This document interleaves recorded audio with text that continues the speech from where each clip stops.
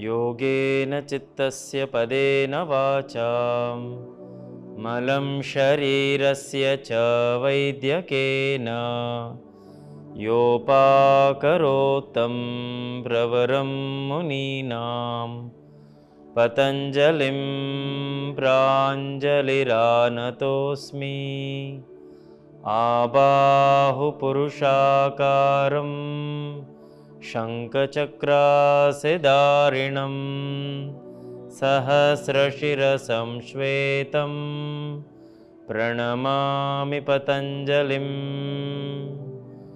ಹರಿಃ ಓಂ. ಹಿಂದಿನ ಸಂಚಿಕೆಯಲ್ಲಿ ನಾವು ಆಹಾರದ ಪದ್ಧತಿ ಬಗ್ಗೆ ಮಾತಾಡಿದ್ವಿ. ಇಂದಿನ ಒಂದು ಸಂಚಿಕೆಯಲ್ಲಿ ನಿದ್ರೆ ಮತ್ತು ಸೊಂಟ ಇದರ ಎರಡೂ ಒಂದು ರಿಲೇಷನ್ಶಿಪ್ ಬಗ್ಗೆ ಮಾತಾಡೋಣ. ಎಷ್ಟು ಮುಖ್ಯ ನಮಗೆ ಈ ನಿದ್ರೆ ಅನ್ನೋದು ಅಂತ.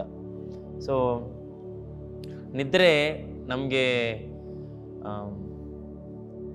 ಯೋಗದಲ್ಲಿ 4 ಭಾಗ ಇದೆ ನಿದ್ರೆಯಲ್ಲಿ.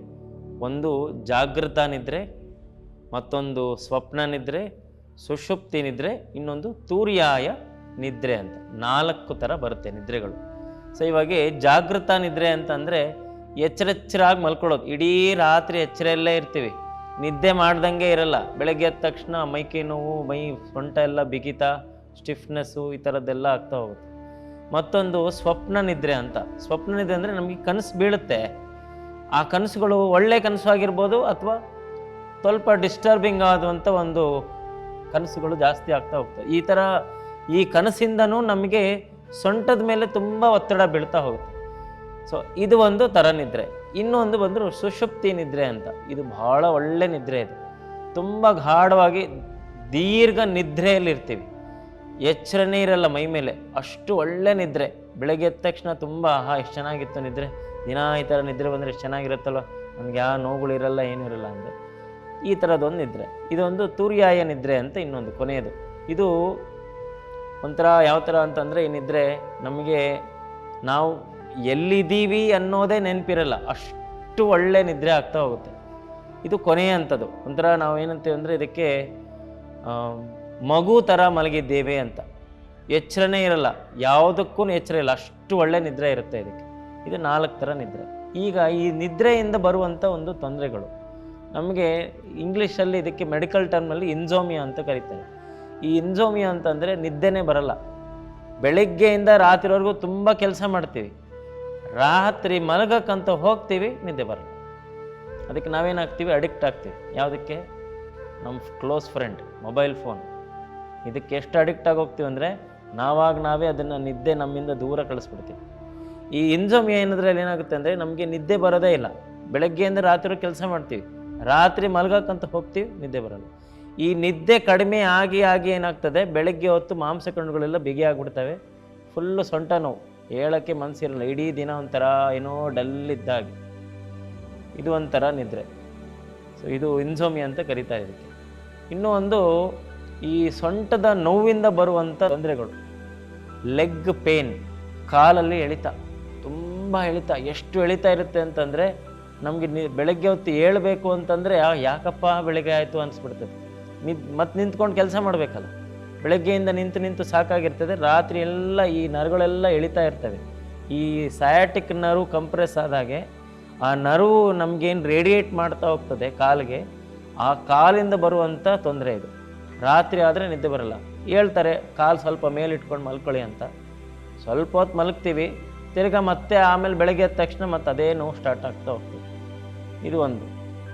ಈ ಥರ ಹಲವಾರು ತೊಂದರೆಗಳಿಂದ ಏನಾಗ್ತಾ ಹೋಗ್ತದೆ ಅಂತಂದರೆ ನಮಗೆ ನಮ್ಮ ಲೈಫ್ ಸ್ಟೈಲೇ ಚೇಂಜ್ ಆಗ್ತಾ ಹೋಗ್ತದೆ.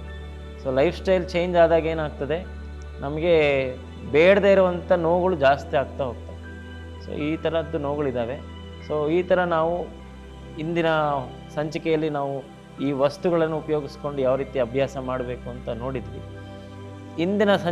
ಇವತ್ತಿನ ಸಂಚಿಕೆಯಲ್ಲಿನೂ ಇನ್ನೂ ಒಂದು ಸ್ವಲ್ಪ ಕೆಲವು ಆಸನಗಳ ಅಭ್ಯಾಸ ಇನ್ನೂ ಯಾವ ರೀತಿ ಮಾಡ್ಬೋದು, ಇನ್ನೂ ನಮ್ಮ ಸೊಂಟದ ಭಾಗವನ್ನು ಇನ್ನೂ ಶಕ್ತಿವಂತವಾಗಿ ನಾವು ಯಾವ ರೀತಿ ತಯಾರು ಮಾಡ್ಕೋಬಹುದು ಅನ್ನೋ ಒಂದು ಅಭ್ಯಾಸಗಳನ್ನು ನೋಡ್ತಾ ಬರೋಣಂತೆ. ನಮಸ್ಕಾರ.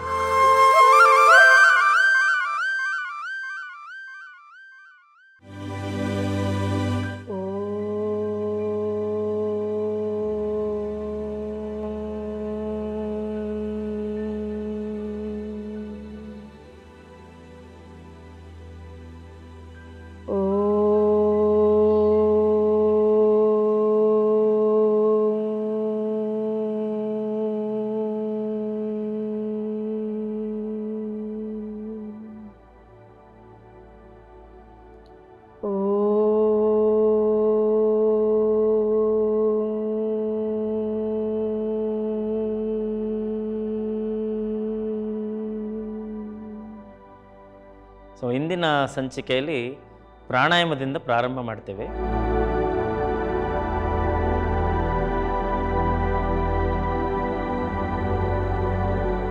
ಸೊ ಇಂದಿನ ಪ್ರಾಣಾಯಾಮ ಭ್ರಮರಿ. ಭ್ರಮರಿ ಅಂದರೆ ಹನಿ ಬೀ ಸೌಂಡ್ ಅಂತ ಕರೀತಾರೆ. ಬಿಂದುವಿನ ಶಬ್ದ, ಹಮ್ಮಿಂಗ್ ಬೀ ಸೌಂಡ್. ಇದರಲ್ಲಿ ಮೂಗಿಂದ ಉಸಿರನ್ನು ತಗೊಳ್ತೀವಿ. ಉಸಿರನ್ನು ಬಿಡಬೇಕಾದ್ರೆ ಗಂಟಲಿನಿಂದ ಶಬ್ದ ಮಾಡ್ತಾ ಹೋಗಬೇಕು. ಹಮ್ ಅನ್ನೋ ಒಂದು ಸೌಂಡನ್ನು ಅಭ್ಯಾಸ ಮಾಡ್ತೇವೆ. ದೀರ್ಘವಾಗಿ ಉಸಿರು ತಗೊಳ್ಳಿ.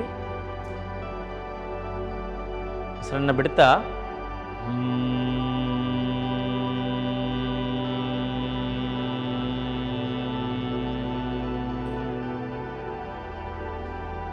ಮತ್ತೊಮ್ಮೆ ನಿಧಾನವಾಗಿ ಉಸಿರನ್ನು ತಗೊಳ್ಳಿ.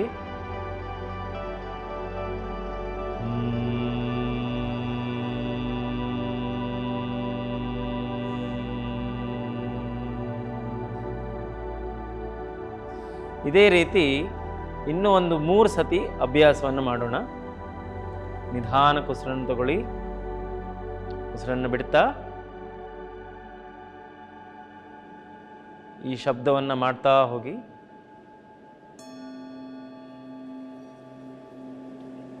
ಮತ್ತೊಮ್ಮೆ ದೀರ್ಘವಾಗಿ ಉಸಿರು ತಗೊಳ್ಳಿ.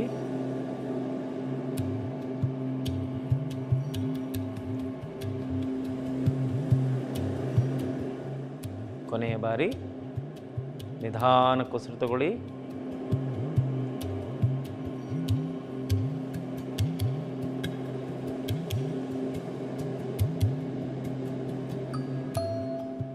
ವಿಶ್ರಾಂತಿ ಮುಗಿದ ನಂತರ ತಲೆಯ ಬುರುಡೆಯ ಭಾಗದಲ್ಲಿ ಇದರ ಒಂದು ವೈಬ್ರೇಷನನ್ನು ಗಮನಿಸ್ತಾ ಹೋಗಿ.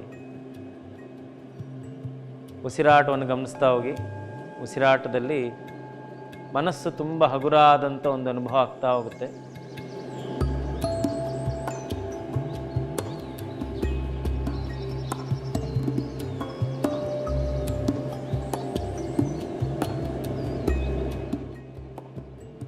ಪ್ರತಿನಿತ್ಯದ ಅಭ್ಯಾಸದಿಂದ ನಿದ್ದೆ ಚೆನ್ನಾಗಿ ಮಾಡಲಿಕ್ಕೆ ಒಳ್ಳೆ ಅಭ್ಯಾಸ. ಮಲಗೋಕ್ಕೂ ಮುನ್ನ ಅಭ್ಯಾಸ ಮಾಡೋದರಿಂದ ಒಳ್ಳೆ ನಿದ್ದೆ ಬರುತ್ತೆ. ಮೊದಲನೇ ಅಭ್ಯಾಸ ಭುಜಂಗಾಸನ ಮತ್ತು ಶಶಂಕಾಸನ ಮಾಡುವ ವಿಧಾನ. ವಜ್ರಾಸನದಲ್ಲಿ ಕೂತ್ಕೊಳ್ಬೇಕು. ಮ್ಯಾಟಿನ ಹಿಂಬದಿಯಲ್ಲಿ ಎರಡೂ ಮೊಣಕೈಗಳನ್ನು ನೆಲಕ್ಕೆ ತಾಗಿಸಿ ಮೊಣಕೈ ಮೊಣಕಾಲಿಗೆ ತಾಕಿರಬೇಕು.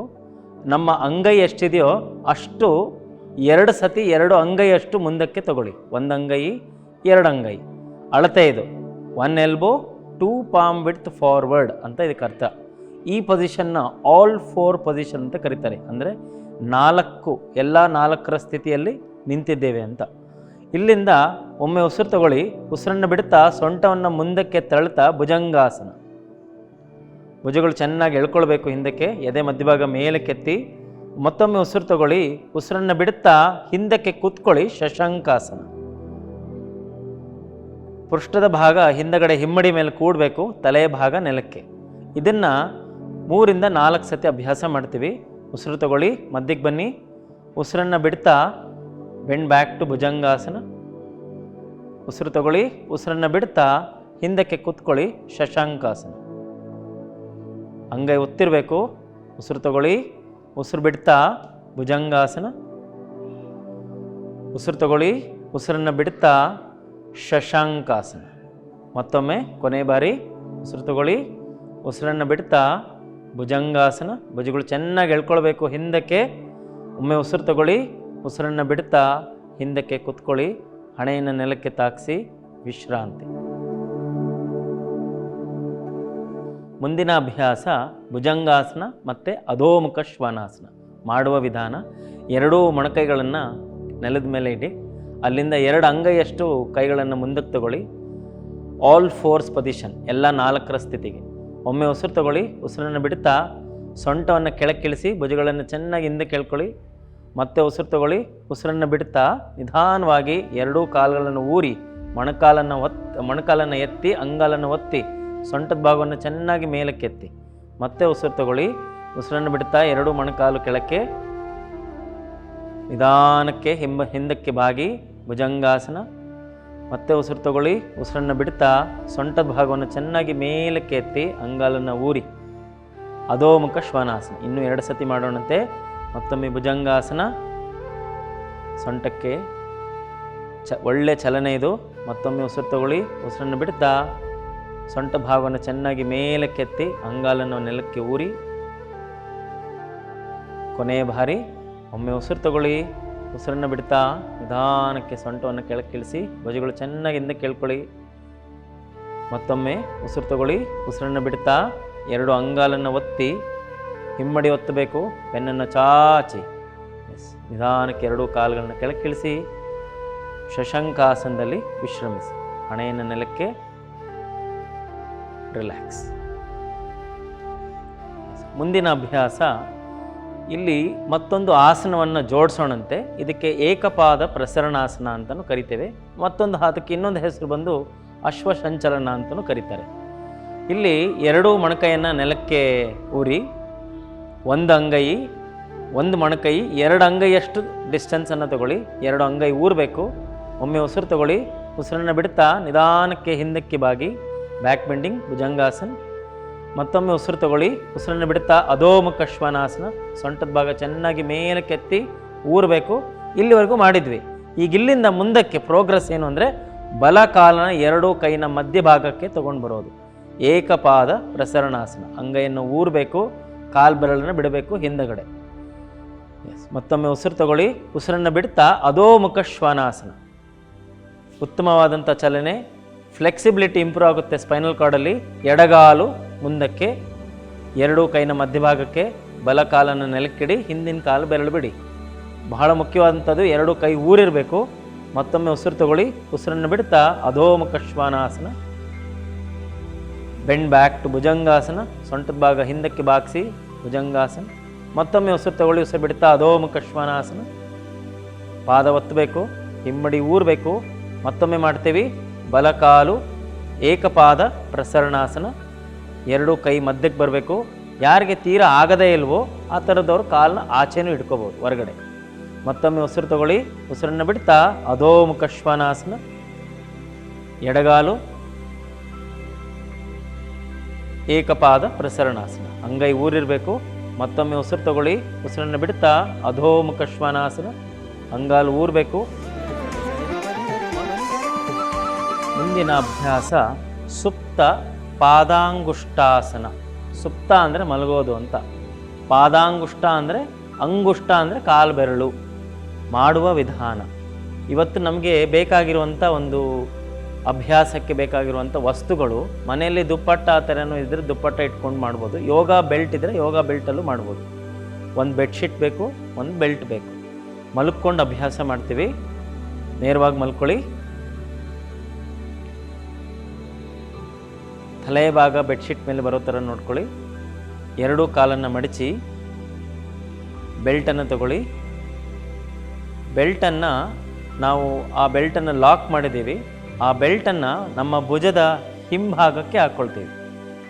ಭುಜದ ಹಿಂಭಾಗಕ್ಕೆ 2 ಕೈಗಳು ಒಳಕ್ಕೆ ಹೋಗುತ್ತೆ. ಭುಜದ ಹಿಂಭಾಗ. ಈಗ ಬಲಗಾಲನ್ನು ಮೇಲಕ್ಕೆ, ಬಲಕಾಲು ಪಾದಕ್ಕೆ ಬೆಲ್ಟ್ ಬರೋ ಥರ ನೋಡ್ಕೊಳ್ಳಿ. ಕಾಲು ನೇರ, ಎಡಗಾಲು ಮಡಚಿದೆ. 2 ಕೈಯಿಂದ ಬೆಲ್ಟನ್ನು ಹೋಲ್ಡ್ ಮಾಡಿ. ಕಾಲು ಬೆರಳನ್ನು ಒಳಮುಖವಾಗಿ ತಗೊಳ್ಳಿ. ಯಾರ ಹತ್ರ ಬೆಲ್ಟ್ ಇರಲ್ವೋ ಡೈರೆಕ್ಟ್ ದುಪ್ಪಟ್ಟ ಪಾದಕ್ಕೆ ಹಾಕ್ಬೋದು. ಟವಲ್ ಇದೆ, ಟವಲ್ ಡೈರೆಕ್ಟ್ ಪಾದಕ್ಕೆ ಹಾಕ್ಕೊಳ್ಳಿ.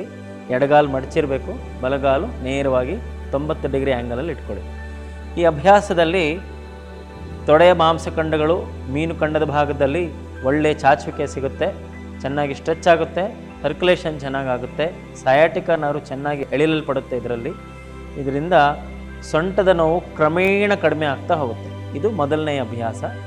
8 ರಿಂದ 10 ಉಸಿರಾಟ ಅಥವಾ 1 ನಿಮಿಷ ಮಟ್ಟಕ್ಕೆ ಅಭ್ಯಾಸ ಮಾಡಬೇಕು. ಇದರ 2ನೇ ಅಭ್ಯಾಸದಲ್ಲಿ ಕಾಲನ್ನು ಬದಲಾಯಿಸ್ತೀವಿ. ಬಲಗಾಲು ಕೆಳಕ್ಕೆ ಇಳಿಸ್ತೀವಿ, ಎಡಗಾಲನ್ನು ಮೇಲಕ್ಕೆ ತಗೊಳ್ತೀವಿ.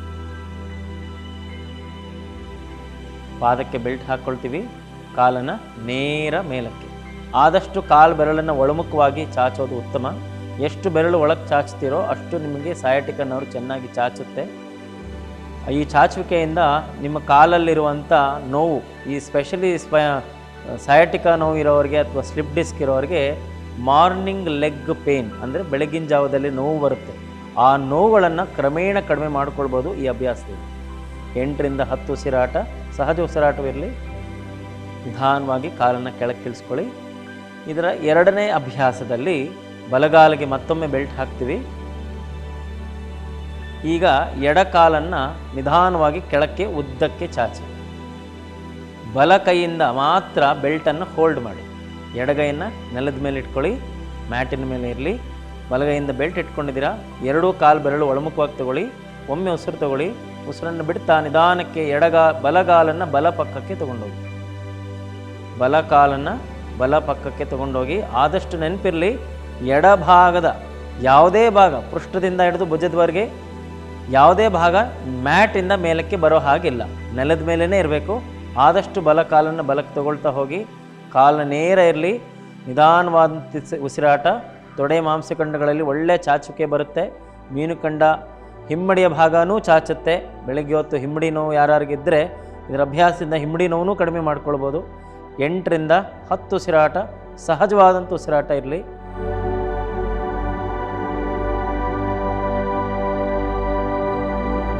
ಉಸಿರನ್ನು ತಗೊಳ್ತಾ ನಿಧಾನವಾಗಿ ಕಾಲನ್ನು ಮೇಲಕ್ಕೆ ತಗೊಳ್ತೀವಿ. ಇದೇ ಅಭ್ಯಾಸವನ್ನು ಮತ್ತೊಂದು ಕಡೆ ಮಾಡ್ತೀವಿ. ಬಲಗಾಲು ಕೆಳಕ್ಕೆ, 2 ಕಾಲು ಮಡಚ್ಕೊಳ್ಳಿ. ಎಡಗಾಲನ್ನು ಮೇಲಕ್ಕೆ ತಗೊಳ್ಳಿ. ಪಾದಕ್ಕೆ ಬೆಲ್ಟ್ ಹಾಕಿ, ಎಡ ಕೈಯಿಂದ ಬೆಲ್ಟನ್ನು ಹೋಲ್ಡ್ ಮಾಡಿ. ಬಲಗಾಲನ್ನು ಮುಂದಕ್ಕೆ ಉದ್ದಕ್ಕೆ ಚಾಚಿ, ಬಲಗೈಯನ್ನು ಮ್ಯಾಟಿನ ಮೇಲಿಡಿ. ಉಸಿರನ್ನು ತಗೊಳ್ಳಿ.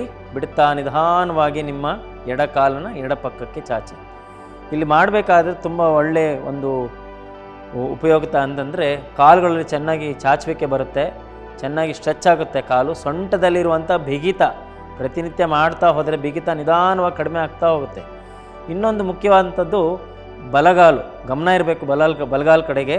ಆ ಕಾಲು ಮೇಲ್ಗಡೆ ಏಳ್ದ ಹಾಗೆ ನೋಡ್ಕೊಳ್ಬೇಕು. ಮೀನುಖಂಡದ ಭಾಗವನ್ನು ಚಾಚಬೇಕು ಕೆಳಕ್ಕೆ, ಬಲಪೃಷ್ಠದ ಭಾಗನೂ ಏಳಬಾರ್ದು ಮೇಲಕ್ಕೆ. ಆದಷ್ಟು ಕೆಳಕ್ಕೆ ತಗೊಂಡೋಗಿ ಕಾಲನ್ನು ಚಾಚ್ತಾ ಹೋಗಿ. 8ರಿಂದ 10 ಉಸಿರಾಟ, ಸಹಜ ಉಸಿರಾಟ ಇರಲಿ. ಆದಷ್ಟು ಪ್ರಯತ್ನ ಮಾಡಿ ಹೊಟ್ಟೆಯ ಉಸಿರಾಟವನ್ನು ಮಾಡೋಕ್ಕೆ. ಉಸಿರನ್ನು ತಗೊಳ್ತಾ ಹೊಟ್ಟೆ ಭಾಗ ಮೇಲಕ್ಕೆ ಹಿಗ್ಸೋದು, ಉಸಿರನ್ನು ಬಿಡ್ತಾ ಹೊಟ್ಟೆಯ ಭಾಗವನ್ನು ನಿಧಾನಕ್ಕೆ ಒಳಗೆ ಕೇಳ್ಕೊಳ್ಳೋದು. ಈ ಉಸಿರಾಟ ಮಾಡೋದ್ರಿಂದ ಮನಸ್ಸನ್ನು ತುಂಬ ಹಗುರ ಆಗ್ತಾ ಹೋಗುತ್ತೆ. ಮಾಂಸಖಂಡಗಳಲ್ಲಿ ಇರುವಂಥ ಬಿಗಿತನೂ ನಿಧಾನವಾಗಿ ಬಿಡ್ತಾ ಹೋಗುತ್ತೆ. ನಿಧಾನವಾಗಿ ಉಸಿರು ತಗೊಳ್ತಾ ಎಡಗಾಲನ್ನು ಮೇಲಕ್ಕೆತ್ತಿ, ಬಲಗಾಲನ್ನು ಮಡಚಿ, ಎಡಗಾಲನ್ನು ಬಿಡಿ, ಕಾಲನ್ನು ಕೆಳಕ್ಕೆ. ಇದರ 3ನೇ ಅಭ್ಯಾಸ ಪರಿವೃತ್ತ ಸುಪ್ತ ಪಾದಾಂಗುಷ್ಟಾಸನ ಅಂತ ಕರಿತೀವಿ. ಮೊದಲನೇ ಅಭ್ಯಾಸದ ಹೆಸರು ಸುಪ್ತ ಪಾದಾಂಗುಷ್ಟಾಸನ, 2ನೇ ಅಭ್ಯಾಸದ ಹೆಸರು ಪಾರ್ಶ್ವ ಸುಪ್ತ ಪಾದಾಂಗುಷ್ಟಾಸನ. ಇದು 3ನೇ ಅಭ್ಯಾಸ ಇದರಲ್ಲಿ. ಇದಕ್ಕೆ ಪರಿವೃತ್ತ ಸುಪ್ತ ಪಾದಾಂಗುಷ್ಟಾಸನ ಅಂತ ಹೆಸರು. ಬಲಗಾಲಿಗೆ ಬೆಲ್ಟ್ ಹಾಕ್ಕೊಳ್ಳಿ. ಬಲಗಾಲನ ಮೇಲಕ್ಕೆತ್ತಿ, ಕಾಲನ್ನು ನೇರ ಮಾಡಿ, ಎಡ ಕೈಯಿಂದ ಬೆಲ್ಟನ್ನು ಹೋಲ್ಡ್ ಮಾಡಿ. ಆವಾಗಲೇ ಬಲಗೈಯಿಂದ ಇಟ್ಕೊಂಡಿದ್ರಿ, ಇವಾಗ ಎಡಗೈಯಿಂದ ಇಟ್ಕೊಳ್ತೀರಿ. ಬಲಗಾಲ ಮೇಲ್ಗಡೆ ಇದೆ, ಎಡಗೈಯಿಂದ ಬೆಲ್ಟ್ ಇಟ್ಕೊಂಡಿದ್ದೀವಿ. ಈಗ ಎಡಗಾಲನ್ನ ಮುಂದಕ್ಕೆ ಚಾಚಿ ನೆಲದ ಕಡೆಗೆ. ಎಡಕಾಲನ್ನ ಮೀನುಖಂಡದ ಭಾಗ ಚೆನ್ನಾಗಿ ನೆಲಕ್ಕೆ ಊರಬೇಕು. ಒಮ್ಮೆ ಉಸಿರು ತಗೊಳ್ಳಿ. ಉಸಿರನ್ನು ಬಿಡ್ತಾ ಬಲಕಾಲನ್ನು ಎಡ ಬದಿಗೆ ತೊಗೊಂಡೋಗಿ ನಿಧಾನವಾಗಿ ಕಾಲು ತಗೊಳ್ತಾ ಹೋಗಿ. ಇಲ್ಲೂ ಅಷ್ಟೇ, ಸಯಾಟಿಕ್ ಅನ್ನೋರು ತುಂಬ ಚಾಚುತ್ತೆ. ಚೆನ್ನಾಗಿ ಕಾಲು ಎಳ್ಕೋಬೇಕು ಪಕ್ಕಕ್ಕೆ. ಆದಷ್ಟು ನೆಲದ ಕಡೆ ತೊಗೊಂಡೋಗಲು ಒಳ್ಳೆಯದು. ಈಗ ನಿಮ್ಮ ಎಡಗಾಲಿನ ಕಡೆ ಗಮನ ಕೊಡಬೇಕು. ಅದು ಆದಷ್ಟು ಮ್ಯಾಟಿನ ಒಳಭಾಗದಲ್ಲೇ ಇರೋ ಥರ ನೋಡ್ಕೊಳ್ಳಿ. The left leg should be inside the mat. ಆದಷ್ಟು ಒಳಕ್ಕೆ, ಆದಷ್ಟು ಎಳ್ಕೊಳ್ತಾ ಹೋಗಿ. ಬಲಗಾಲನ್ನ ನಿಧಾನಕ್ಕೆ ಎಳ್ಕೊಳ್ತಾ ಹೋಗಿ. ಭುಜದ ಕಡೆ ಎಳ್ಕೊಳ್ತಾ ಹೋಗಿ. ಎಷ್ಟು ಎಳ್ಕೊಳ್ತಿರೋ ಅಷ್ಟು ಸೊಂಟದ ಒಳಭಾಗದಿಂದ ಚಾಚುವಿಕೆ ಬರುತ್ತೆ ಹಿಮ್ಮಡಿಯವರೆಗೂ. ಪ್ರತಿನಿತ್ಯ ಮಾಡೋದ್ರಿಂದ ಸೊಂಟದ ನೋವು ಪೂರ್ಣ ಕಡಿಮೆ ಆಗೋಗುತ್ತೆ. ಒಂದು 3 ತಿಂಗಳು ಮಾಡಿಬಿಟ್ರೆ ಸೊಂಟ ನೋವು ಅನ್ನೋದೇ ಇರೋದೇ ಇಲ್ಲ ನಿಮಗೆ. ಆದರೆ ಮಾಡಬೇಕು, ನಂಬಿಕೆಯಿಂದ ಮಾಡೋದೇ ಮುಖ್ಯ. 8ರಿಂದ 10 ಉಸಿರಾಟ. ನಿಧಾನವಾಗಿ ಉಸಿರು ತಗೊಳ್ತಾ ಕಾಲನ್ನು ಮೇಲಕ್ಕೆ ತಗೊಳ್ಳಿ. ಎಡಗಾಲು ಮಡಚಿ ನಿಧಾನಕ್ಕೆ ಬಲಗಾಲನ್ನು ಇಳಿಸಿ. ಈಗ ಇದರ ಮತ್ತೊಂದು ಕಡೆ ಅಭ್ಯಾಸ ಮಾಡೋಣಂತೆ. ನಿಧಾನವಾಗಿ ಎಡಗಾಲು ಮೇಲಕ್ಕೆ, ಬೆಲ್ಟ್ ಎಡಗಾಲು ಪಾದದ ಮಧ್ಯಭಾಗಕ್ಕೆ ಹಾಕ್ಕೊಳ್ಳಿ. ಬಲಗೈಯಿಂದ ಬೆಲ್ಟನ್ನು ಹೋಲ್ಡ್ ಮಾಡಿ ಮೇಲಕ್ಕೆ, ಆದಷ್ಟು ಮೇಲೆ. ಆಗುವಂಥವ್ರು ಕಾಲು ಮೇಲ್ವರೆಗೂ ಹೋಗ್ಬೋದು. ಇನ್ನೂ ಆಗುತ್ತೆ ಅಂದರೆ ಪಾದನೂ ಹಿಡ್ಕೋಬೋದು.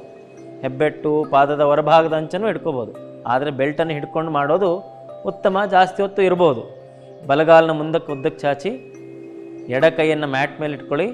ಒಮ್ಮೆ ಉಸಿರು ತಗೊಳ್ಳಿ. ಉಸಿರನ್ನು ಬಿಡ್ತಾ ನಿಧಾನಕ್ಕೆ ಕಾಲನ್ನು ನಿಮ್ಮ ಬಲಬದಿಗೆ ತೊಗೊಂಡೋಗಿ ಆದಷ್ಟು ಕಾಲನ್ನು ಭುಜದ ಕಡೆ ತೊಗೊಂಡು ಹೋಗೋದು ಉತ್ತಮ. ಕಾಲನ್ನು ಎಳ್ಕೊಳ್ಳಿ, ಮೇಲಕ್ಕೆ ನೇರ ಇಟ್ಕೊಳ್ಳಿ. ಚೆನ್ನಾಗಿ ಸಯಾಟಿಕನ್ನವರು ಚಾಚುತ್ತೆ. ಇದರಲ್ಲಿ ಎಷ್ಟು ಚಾಚುವಿಕೆ ಇರುತ್ತೋ ಅಷ್ಟು ಸರ್ಕ್ಯುಲೇಷನ್ ಆಗುತ್ತೆ. ಸ್ಪೈನಲ್ ಕಾರ್ಡ್ ಪೂರ್ತಿ ಫ್ರೀ ಆಗೋಗುತ್ತೆ ನಿಮಗೆ. ನಿಧಾನಕ್ಕೆ ಉಸಿರು ತಗೊಳ್ಳೋದು, ನಿಧಾನವಾದಂಥ ಉಸಿರು ಬಿಡೋದು. ಉಸಿರು ತಗೊಳ್ತಾ ಒಂದು 10 ಉಸಿರಾಟ ಇಲ್ಲೇ ಇರ್ತೀರಿ. ಆಗಲೇ ಹೇಳಿದೆ, ಹೊಟ್ಟೆ ಉಸಿರಾಟ ಬಹಳ ಉತ್ತಮ. ಎಷ್ಟು ಹೊಟ್ಟೆ ಉಸಿರಾಟ ಮಾಡ್ತೀರೋ ಅಷ್ಟು ಮನಸ್ಸಲ್ಲಿ ಶರೀರದಲ್ಲಿ ಹಗುರತೆ ಬರ್ತಾ ಹೋಗುತ್ತೆ. ನಿಧಾನಕ್ಕೆ ಉಸಿರು ತಗೊಳ್ತಾ ಕಾಲನ್ನು ಮೇಲಕ್ಕೆತ್ತಿ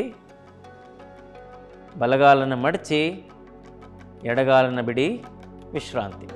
ಎರಡೂ ಕಾಲು ನಿಧಾನಕ್ಕೆ ಒಂದೊಂದೇ ಉದ್ದಕ್ಕೆ ಚಾಚಿ ಮುಂದಕ್ಕೆ, ಕೈಗಳೆರಡು ಪಕ್ಕಕ್ಕೆ, ಕಾಲು ಬೆರಳು ಬಿಟ್ಬಿಡಿ. ಆರಾಮಾಗಿ ನಿಧಾನಕ್ಕೆ ಎರಡೂ ಕಾಲು ಕಡೆ ಗಮನ ಕೊಡಿ.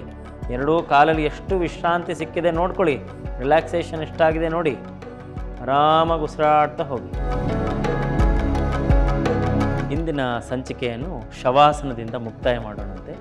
ಶವಾಸನ ಮಾಡೋದಕ್ಕೆ ನಮಗೆ ಇನ್ನೊಂದು ಒಂದು ಮನೆಯಲ್ಲೇ ಸಿಗುವಂಥ ಒಂದು ದಿಂಬು, ತಲೆ ದಿಂಬಿದ್ರೆ ಒಂದೆರಡು ತಲೆ ದಿಂಬು ಇಟ್ಕೊಳ್ಳಿ. ಈ ಥರ ದಿಂಬಿದ್ರೆ ಈ ಥರ ದಿಂಬನ್ನು ಇಟ್ಕೋಬೋದು. ಎರಡೂ ಕಾಲುಗಳನ್ನು ದಿಂಬಿನ ಮೇಲೆ ವಿರಮಿಸಿ ನಿಧಾನಕ್ಕೆ ಎರಡೂ ಮೊಣಕಾಲನ್ನ ಕೆಳಭಾಗ ದಿಂಬಿಗೆ ತಾಕೋ ಥರ ಇರಲಿ. ಹಾಗೆ ನಿಧಾನಕ್ಕೆ ಹಿಂದಕ್ಕೆ ಮಲಗಿ. ತಲೆಗೆ ಒಂದು ಬೆಡ್ಶೀಟ್ ಇಟ್ಕೊಳ್ಳಿ. ಎರಡೂ ಕಾಲು ಮುಂದಕ್ಕೆ ಉದ್ದಕ್ಕೆ ಚಾಚಿ, ಕೈ ಎರಡು ಆಕಾಶದ ಕಡೆ ನೋಡ್ತಾ ಇರಲಿ. ನಿಧಾನವಾದಂಥ ಉಸಿರಾಟ. ಸಂಪೂರ್ಣ ಶರೀರವನ್ನು ವಿಶ್ರಾಂತಿ ಸ್ಥಿತಿಯಲ್ಲಿಡಿ. ಉಸಿರಾಟದ ಕಡೆ ಗಮನ ಇರಲಿ. ನಿಧಾನವಾದಂಥ ಉಸಿರಾಟ. ಉಸಿರು ತಗೊಳ್ತಾ ಹೊಟ್ಟೆ ಮೇಲಕ್ಕೆ, ಬಿಡ್ತಾ ಹೊಟ್ಟೆ ಒಳಕ್ಕೆ. ಪೂರ್ಣ ಶರೀರವನ್ನು ವಿಶ್ರಾಂತಿಯಾಗಿ ಬಿಟ್ಬಿಡಿ. ಇಲ್ಲಿಗೆ ಈ ಸಂಚಿಕೆಯನ್ನು ಮುಗಿಸ್ತೇವೆ. ಮುಂದಿನ ಸಂಚಿಕೆಯಲ್ಲಿ ಭೇಟಿಯಾಗೋಣ. ನಮಸ್ಕಾರ.